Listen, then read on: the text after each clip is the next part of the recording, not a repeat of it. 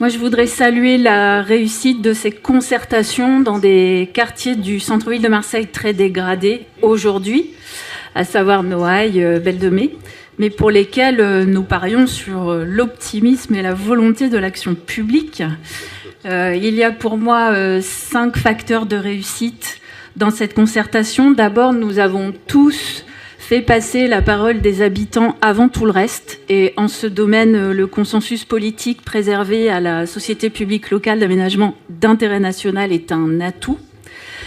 Deuxième facteur, la mobilisation des mairies de secteur dans la communication, la mise à disposition de salles, par exemple. Et j'en profite pour dire, puisque vous avez évoqué le sujet en introduction, que sur ces bancs, tout le monde défend les mairies de secteur et la proximité, et qu'il y a simplement peut-être une divergence entre nous sur un correctif à introduire sur l'élection directe du conseil municipal. En tout cas, bien évidemment que les grandes villes comme les nôtres ont besoin d'élus de proximité, la preuve. Le troisième point, c'est le sérieux de la démarche qui s'appuie sur les prestataires retenus.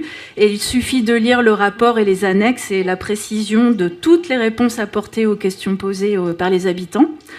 Le quatrième point, c'est la proximité du calendrier opérationnel avec la concertation, puisque, par exemple, à Noailles, les habitants vont voir dès cette année les travaux démarrer. Et ça compte dans la crédibilité de ce que l'on propose devant les habitants.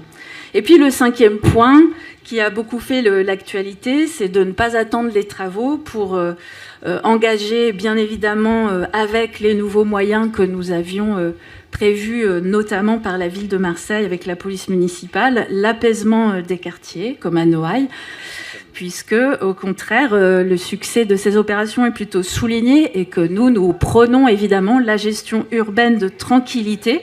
Et ce que je définis là, c'est ce qu'on appelle la méthode globale, c'est-à-dire de ne pas dissocier des actions de tranquillité publique et de travaux pour les logements, les équipements et les espaces publics. Et c'est bien pour cela qu'il faut des moyens, notamment de la politique de la ville,